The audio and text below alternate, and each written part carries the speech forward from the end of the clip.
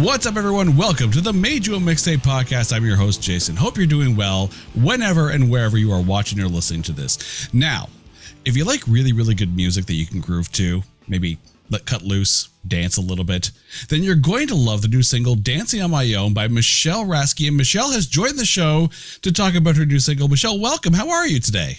I'm well. Thanks for having me here, Jason. It's great to be here. Now, love the video.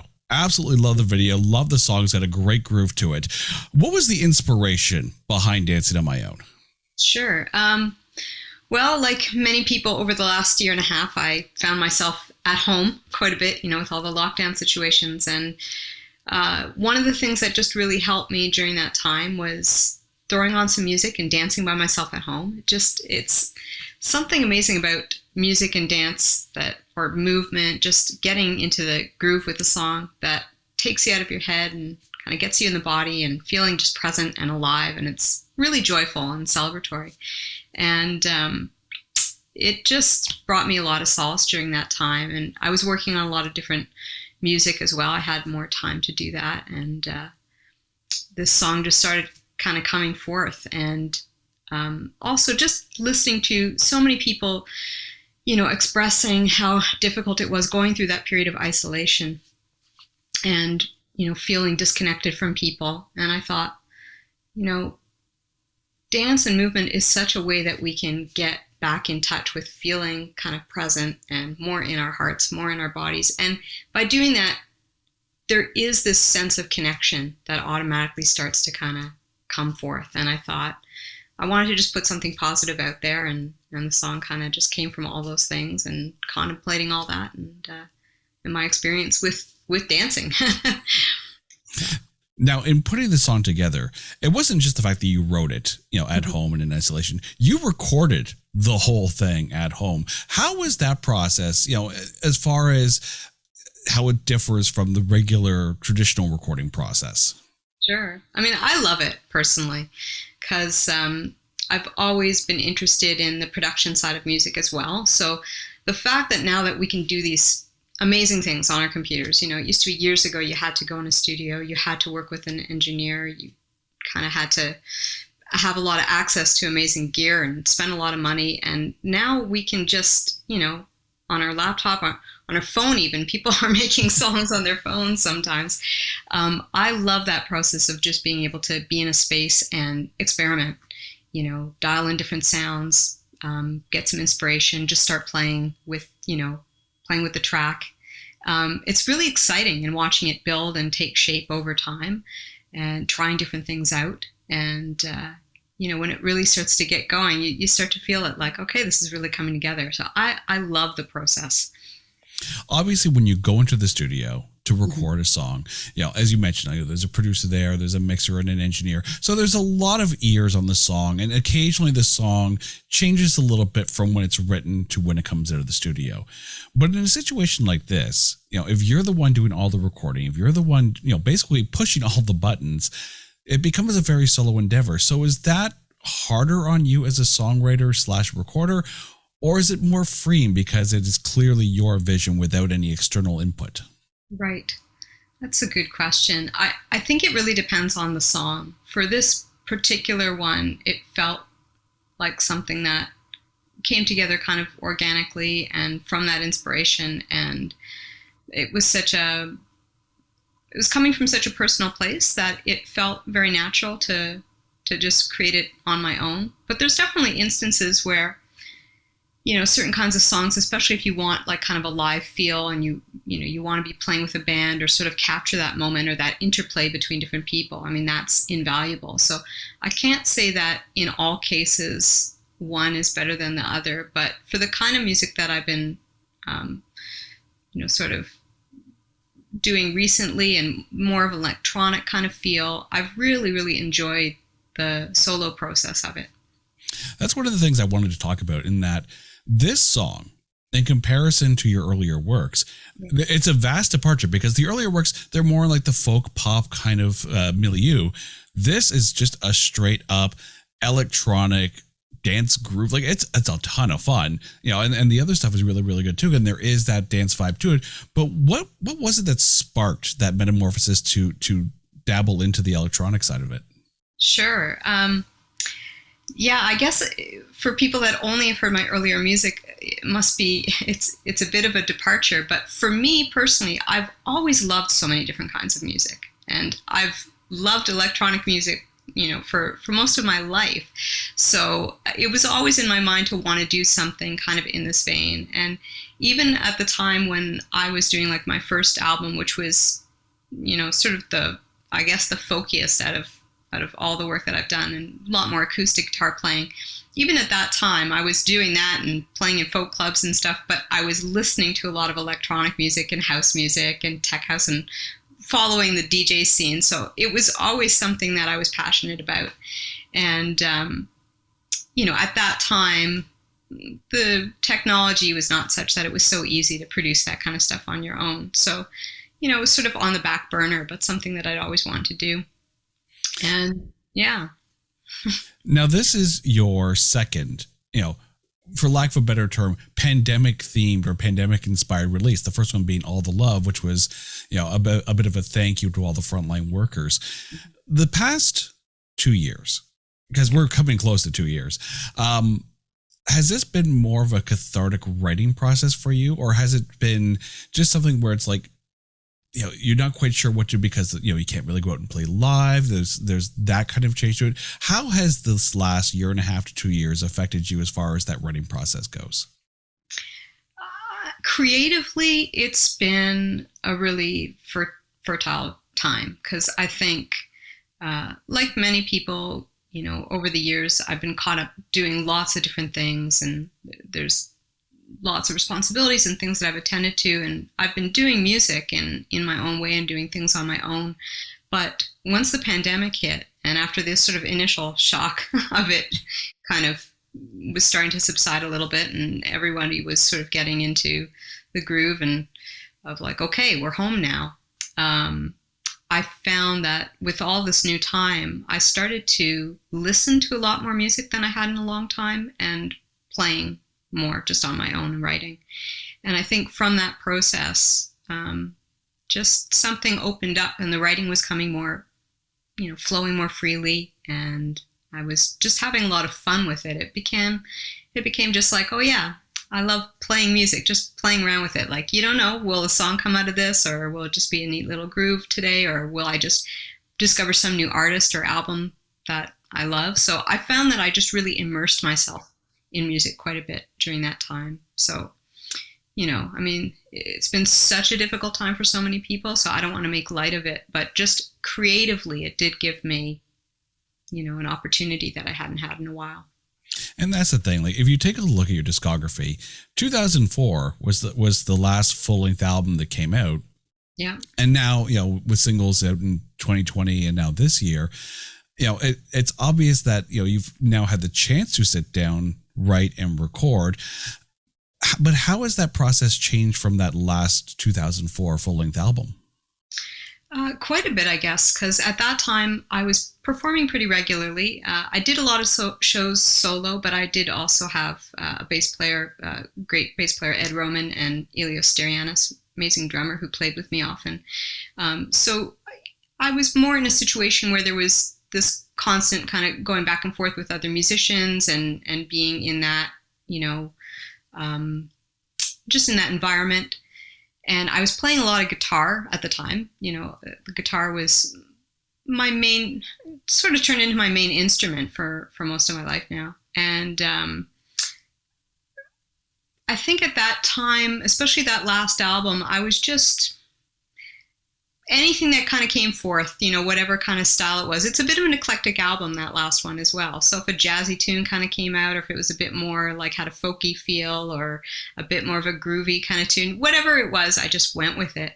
And whereas now I think I've kind of circled back to a little bit more of the keyboards, piano, which I started off on.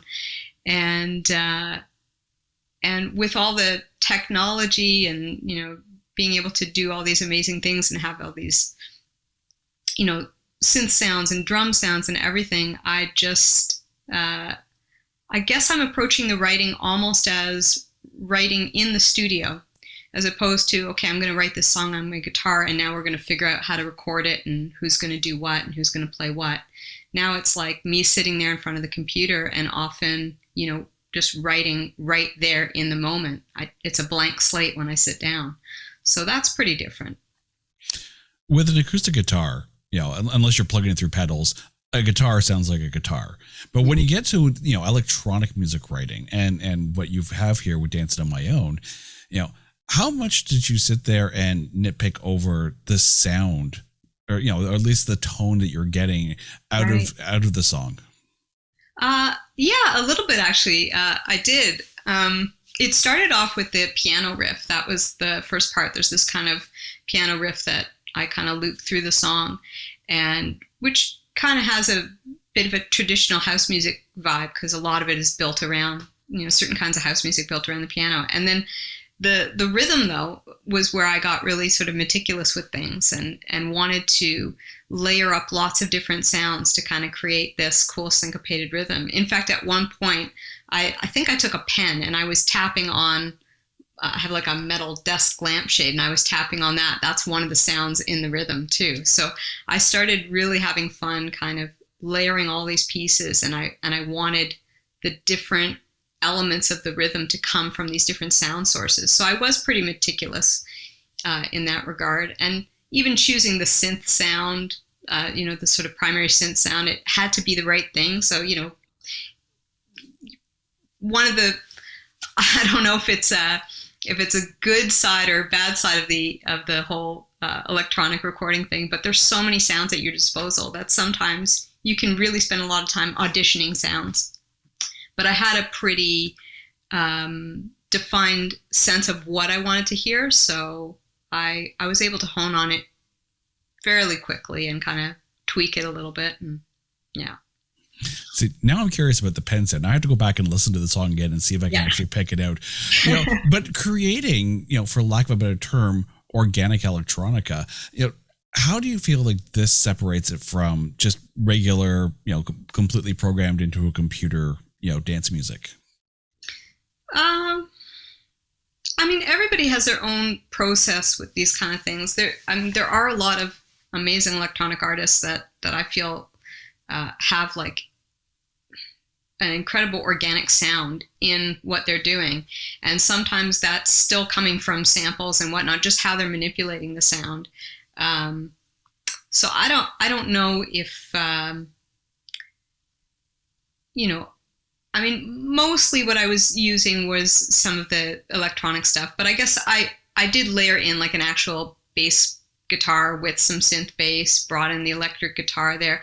I like that interplay of a little bit of that live feel, but I've also heard people put together music that's completely sample driven. That sounds pretty amazing. And just the way they're playing it in the sampler gives it that kind of human pulse, that gives it an organic thing. So I like that interplay, like however you achieve that balance, that little bit of that digital sensibility, analog sensibility, and that human touch.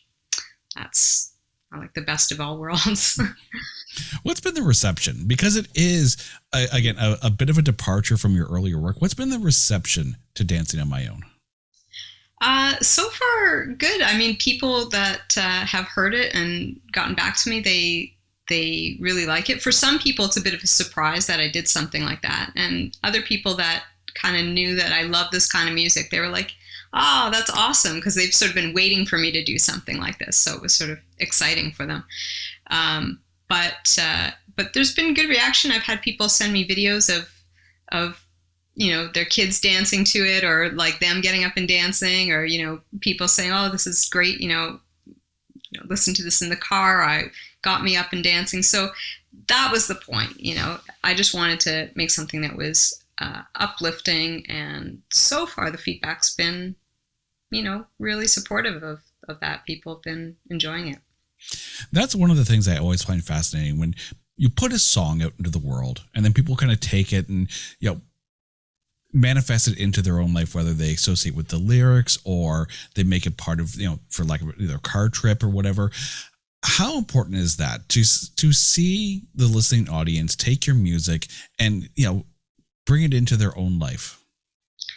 It's really nice. I mean, as creators, all we can do is make something and offer it out into the world. And then once it's out there, it takes a life of its own. And ultimately, it's about me wanting to offer something out, and whatever the response is, it doesn't really matter. It's like, here's what I wish to give, and if it can bring a little bit of happiness though, or joy to someone's life, then that's wonderful, because that's sort of the ultimate goal, especially with a song like this. So when I do get feedback like that, I'm happy because they had a positive experience, and that's what I wanted, but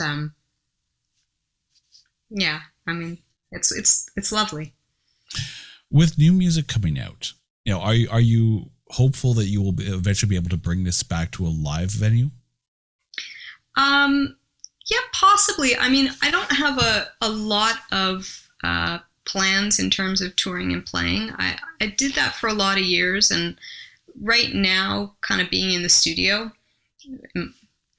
my home studio, I mean, that just feels really, really good right now. So the immediate plans are just to keep writing and to want to put some more songs out. And definitely, if I did ever want to perform some of this live, I'd have to figure out how I want to come about it, because it's obviously not the traditional setup like some of the music that I've done in the past. Now, one of the other things that you've been delving into has been merging music and yoga. Can you tell us a little bit about that? Sure. So yoga and meditation has been a huge part of my life for a really long time now. And one of the practices that I've done for many years now is something called kirtan, which is like a musical form of meditation. It's call and response, singing or chanting. And it's such a beautiful practice. And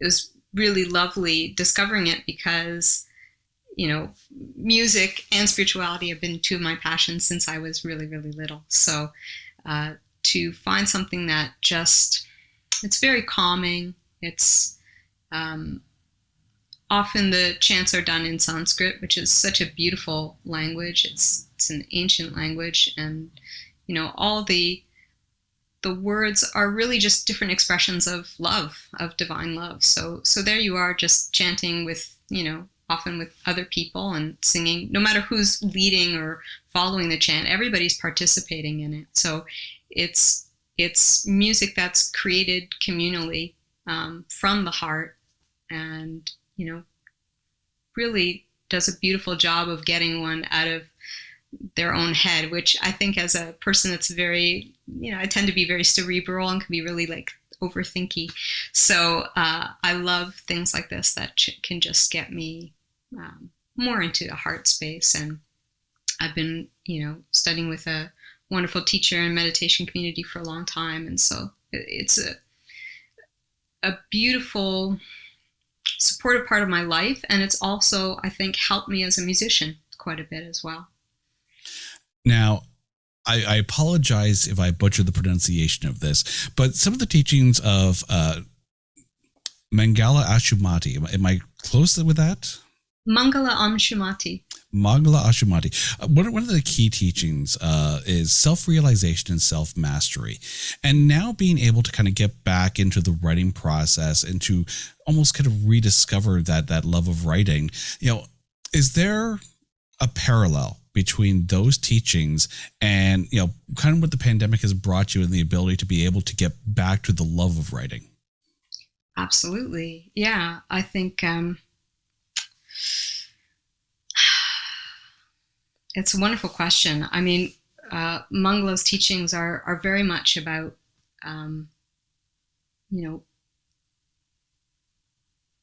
being in the heart and being present, and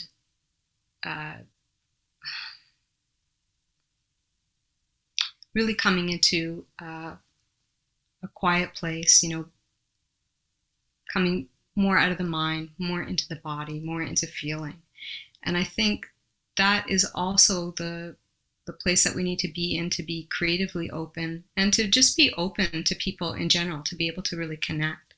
I think for me, music, it's about feeling a connection deep inside, wanting to connect with others, and meditation is definitely something that fosters that, just being in that real connected space. And one of the things that's really beautiful with her teaching is it's not just about, okay, you have that silent time that you can take maybe in the morning or whatever to sit in silence and meditate. But how are we out in the world? How are we with other people? What do we want to offer out? And, when we can take the time to feel connected and feel that love that's inside, ultimately, we all have that love inside, then it's about being able to connect with other people and offer that back out in our relationships, with our friends, with our coworkers, with whatever. And so for me, music is something that's always been a natural part of my expression. And it's helped me a lot throughout this time, which, it was such a trying time for so many people. And for me, having that meditation practice really helped keep me grounded. And I think, has kept me connected creatively as well. So I'm not sure if I fully answered your question, but it's such a huge topic. It's, When it comes to meditating for yourself, and using music to kind of center yourself, do you find more calmness in playing or listening to music? Wow, that's a really cool question. I think both, really. But in the playing of it, there's something, listening is a more passive experience. So in the playing, it's a deeper connection because, when I'm playing with other people, obviously I'm listening to them. There's this sort of like musical exchange that's going on. There's like a nonverbal communication.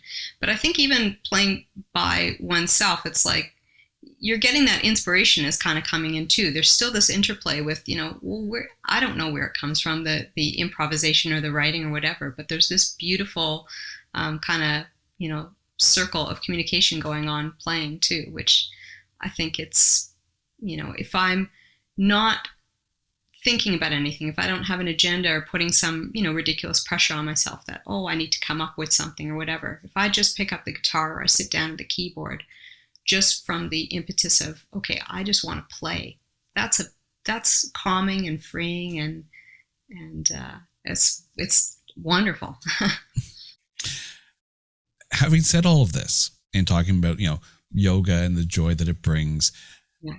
and knowing that this new single that you have out there, and we've talked about how, it's brought a lot of people a lot of happiness because they've been able to kind of cut loose in their own apartments or their own homes and, kind of revel in the, being able to dance and, bring yourself up in a time that's, admittedly been fairly dark the past year and a half. Is there a hope or do you see a parallel between the joy that yoga and meditation brings and the joy that your song is bringing to people right now?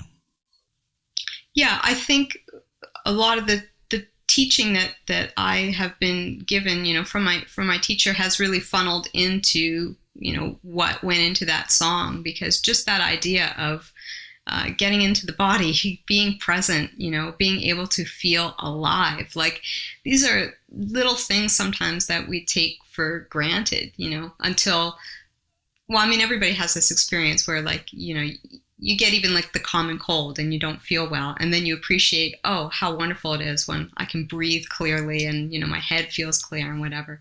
I think we take for granted just the little moments of like, wow, I'm alive, I'm here. And, okay, just getting up and dancing and feeling the music and, maybe feeling a little bit happier. Maybe on some level, for some people, it's just a momentary escape. But it can also be the beginning of, feeling a much deeper connection within oneself that, we can foster in different ways. And everybody has that ability to feel that deeper sense of spiritual self. And so, I don't know, this song is, for me, it touches upon it, but it touches upon it in a way that is so accessible to anybody in our everyday experience. And, anybody can go deeper with it if they choose, but there's such a simple happiness, even just letting go a little bit and dancing, like that expression, like dancing if no one's watching, just let go and enjoy and be in that moment. Because, we get caught up often, everybody gets caught up in our, imagining, what's going to happen tomorrow or an hour from now, or worrying about something, or, struggling with things that have happened in the past. But anything that can bring you into the present, you're one step closer to just, really being in your heart. And so I think that connects very much with the meditation practice and the teachings. You're listening to the Major Mixtape Podcast. Our guest today, Michelle Rasky, talking about her new single, Dancing on My Own. We're going to step away for just a quick second, but when we come back, we're going to learn a little bit more about Michelle. You've heard it all before. Waste of film. Dumpster fire. How did this even get made? Train wreck. Total garbage. Snooze fest. Utterly painful. Worst film ever. But is it really? The show is called It's Not That Bad, and we dare to look at the lowest rated shows and movies and see only the good things. We're looking for A grades in B movies. It's Not That Bad. Listen now, wherever you get your podcasts. Welcome back to the Major Mixtape Podcast. Our guest today, Michelle Rasky. Now, let's get to young Michelle here, because music came to you at a very early age. What was it that drew you towards playing and performing? Well, I grew up in a pretty musical household. My siblings are fair bit older than me, and they both played music. My brother's a drummer, my sister's a singer. My father had taught himself how to play mandolin. So my dad would play with some of his friends. They'd play like old European folk songs. Sometimes they'd all be over. My brother would have his friends. They would be doing like jazz music, and my sister would be singing all sorts of different things. So I grew up, basically, there's no time in my life that didn't contain music. And so there was live music in the house. There was people playing the radio, the records, and I just naturally, was drawn to it. It was never a conscious decision. I was just playing from the moment that I can remember. But there's always that moment when you make the leap from, okay, I'm just going to learn piano, or I'm going to learn guitar, to, no, I'm going to write my own music and start to put it out there. So when did that transition happen? What sparked that transition from just as a player or a performer to an actual songwriter? Yeah, I think it kind of evolved in little steps for me, because, I was always, trying to write things as a kid, just at home and messing around and playing with music. But I didn't necessarily know that I would want to do this, very seriously. At one point when I was about 14 or so, I went with my sister to a recording studio. She was doing some recording. And I remember walking into the studio and seeing like the big console. And it was like the hair on the back of my neck just, I got goosebumps. So everything was just, it felt so magical. And I thought, oh my God, like, I need to do something like this. So I kind of always had it in the back of my mind. But, there's also, growing up, you think of, should I have a more practical career than going into music? And as I got older, by the time I was in, my early 20s, it was just, I felt so strongly this impulse from within that I just really wanted to get out there and start making my own music. And every time I would, play more informally with other people, just something was, that little voice inside was just like, I want to do this. I want to create. And I really fell in love with the guitar around that time too. That was a huge change in my music making. And also this might be a bit surprising for a lot of people, but I didn't sing growing up. I never sang. I just played the piano. So when I fell into the guitar later on and I moved out on my own and I had this kind of space just to be on my own, I started singing a little bit, and then it kind of grew from there. And I was like, okay, I want to start sharing these songs with other people. Do you remember some of those early songs you've written, and did any of those kind of, rear its head again on some of those early albums? Well, the stuff that I did when I was a kid was never as fully formed because I refused to sing, and it's tricky to complete a song when the melody is completely only existing in your head and you're not sharing that with anyone. So anything that I did when I was really young, I don't fully remember that stuff, but I think when I first started writing, there's a couple songs that never really made the light of day. I don't think they really filtered their way back into anything. And then after that, the next batch of songs that I started writing, pretty much all of them appeared on the first album. When you think about the songwriting process, you have some people that start with the riff or the beat, and then you have some people that start with the lyrics. But given that you've mentioned that you kind of fell into singing after becoming a musician, how does that affect your songwriting process? Are you a riff or melody person first, or are you a lyrics person first? Rarely am I a lyrics person first. More often than not, I'm trying to write the lyrics afterwards to whatever song is emerging. Occasionally, everything comes at the same time, and those are the most magical songwriting experiences. Those are where the songs feel like they're writing themselves and they're spilling out like really spontaneously, and I'm like furiously like writing down the words to catch up with whatever's happening. And that's only happened a few times, but I feel like those are my favorite songs as well. Yeah. There comes a moment when you're young that you go to the record store and for the first time you buy an album for yourself with your own money. Not just, oh, you got this for Christmas or oh, you got this for your birthday, but you purposely bought an album for yourself. Do you remember what album that was? I've contemplated this actually before. I don't know if I remember the very first one that I really kind of went out there and got. The ones that I remember, and it's kind of hilarious, but when I was quite young, my brother convinced my parents to get me a little stereo for my birthday, and CDs were kind of a newer technology, but my brother was like, you got to get a CD player, and they were still really expensive. And I remember my brother was like, okay, you can pick out like 2 CDs. And honestly, those were the only 2 CDs I had for like probably the first year and a half or 2 years of having that stereo. So I was pretty young. I didn't pay with them with my own money, but I chose, and this probably speaks a lot of my eclectic sense, I chose a Wynton Marsalis jazz CD. I was about 12, so this is, it's an odd choice, I guess.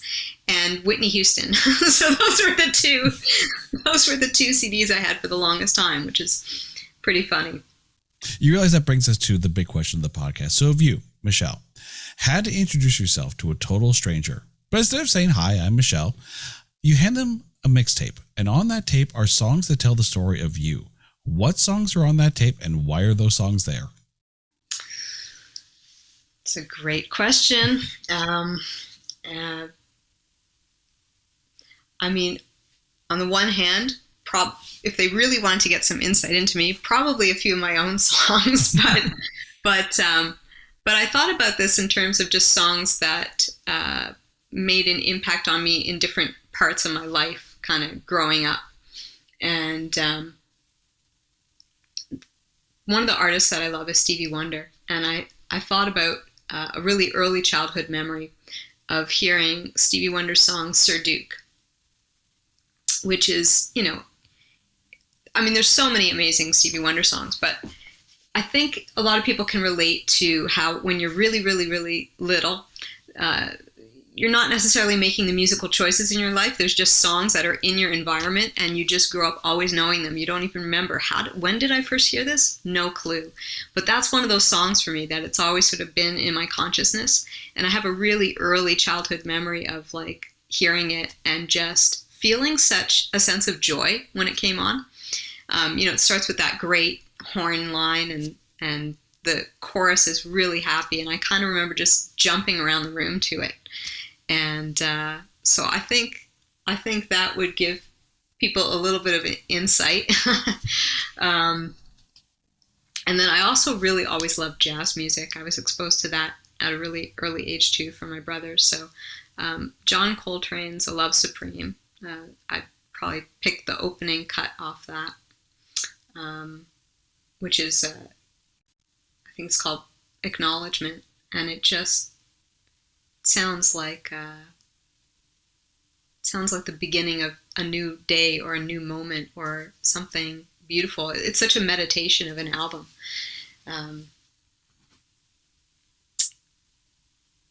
Trying to think of my list here. Aretha Franklin, "I Never Loved a Man the Way That I Love You." That is an amazing song.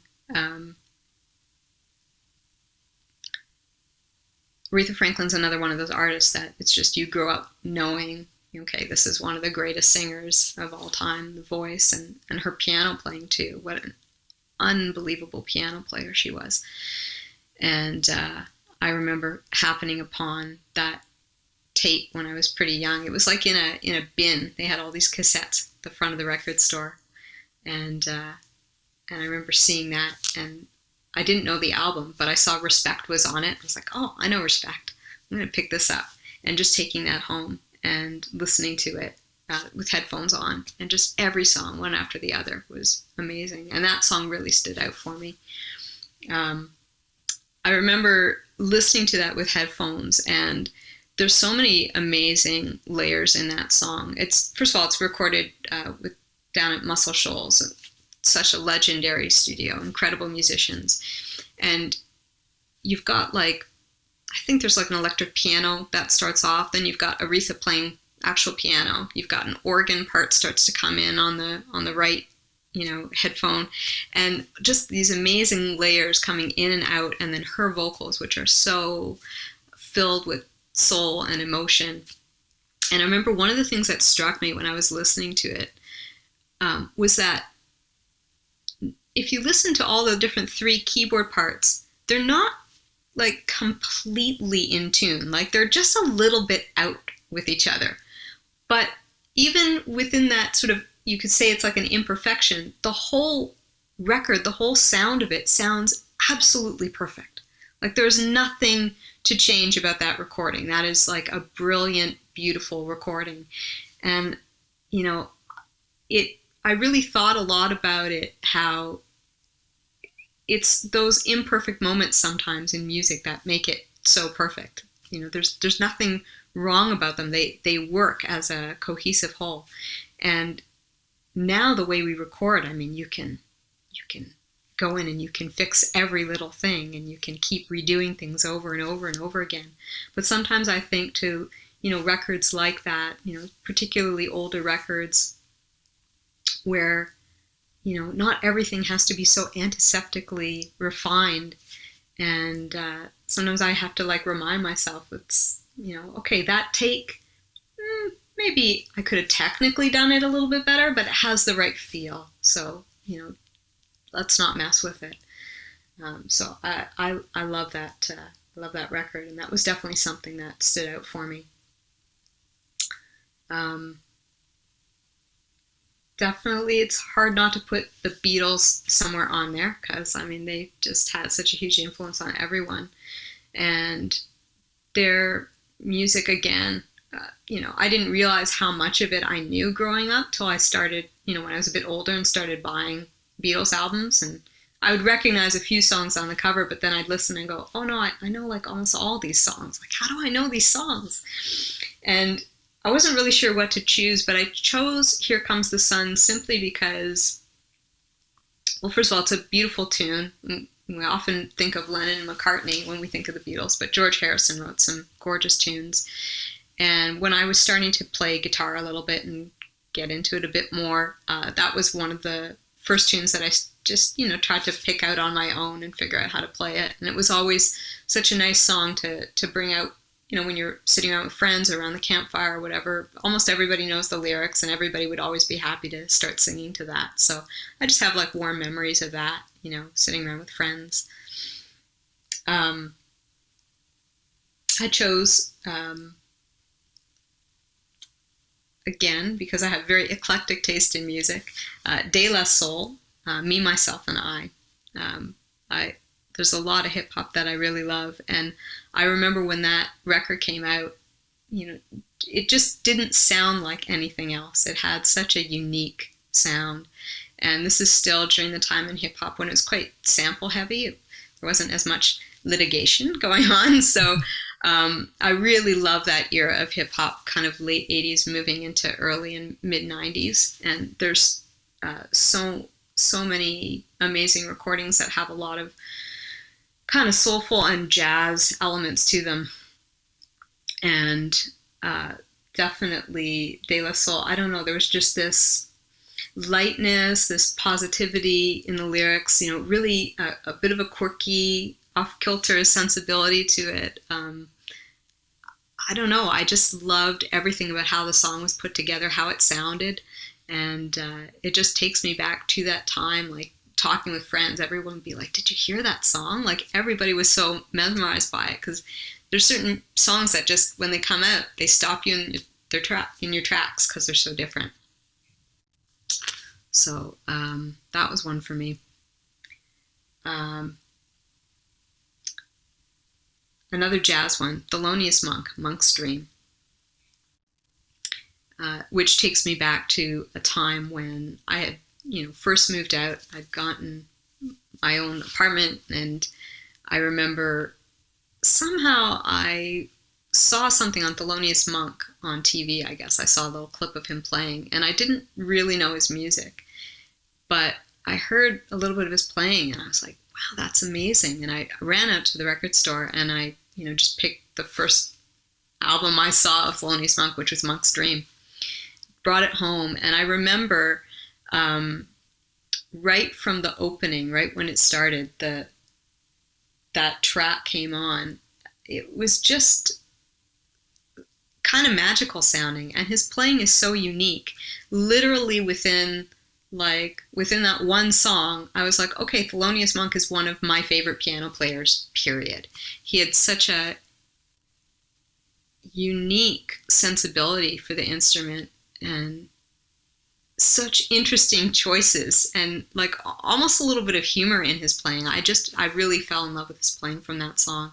And I remember somebody had lent me a copy of On the Road by Jack Kerouac at that time. So I remember like having a cup of tea, the Jack Kerouac book, Monk's Dream on the stereo, sitting there in my own place thinking, oh, I'm kind of feeling like an adult, which is hilarious because I still feel like I'm working on becoming an adult. But it was a real moment back then, and whenever I hear that song, it just, I don't know, brings me back to that time, and I love it. I chose as well Joni Mitchell, Both Sides Now.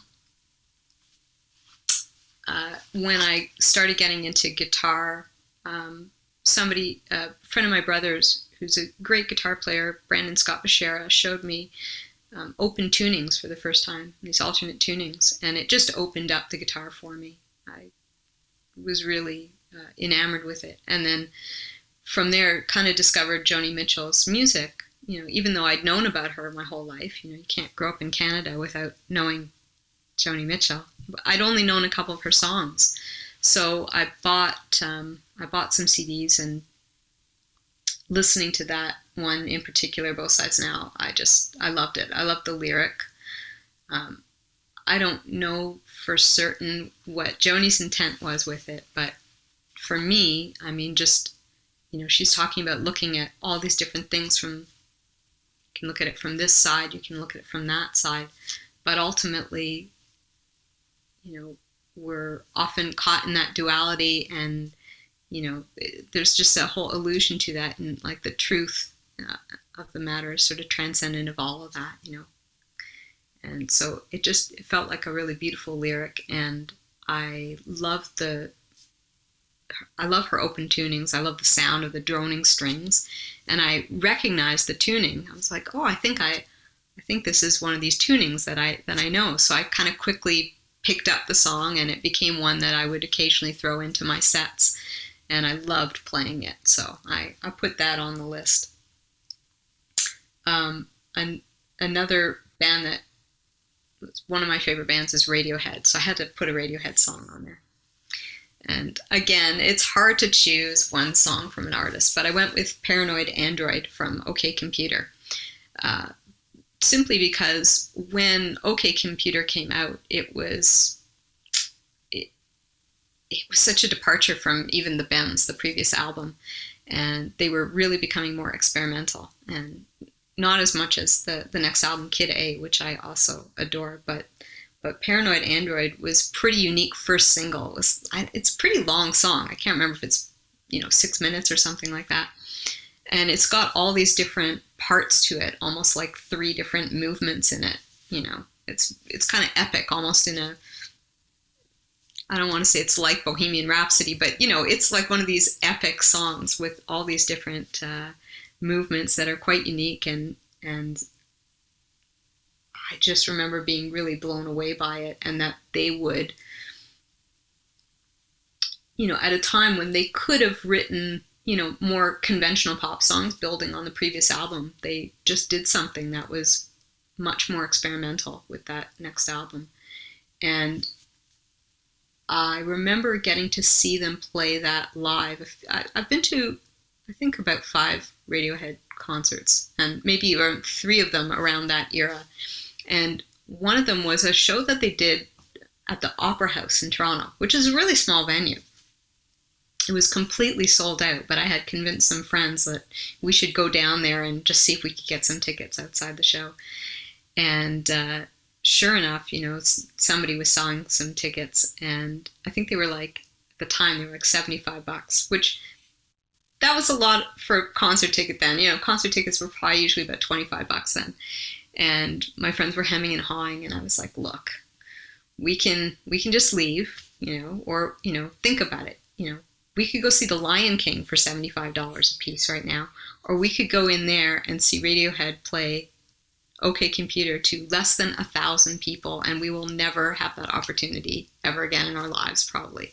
And we were like, all right, let's do it. So we went, we saw Radiohead, and it's kind of a big, boomy, venue, but there's so much atmosphere in the songs in that album. Like, they kind of lend themselves to this big reverby sound, so it actually sounded amazing. And I just remember, like, we were standing there, like, pretty close to the band, just watching them play the songs from that album, and it was pretty amazing.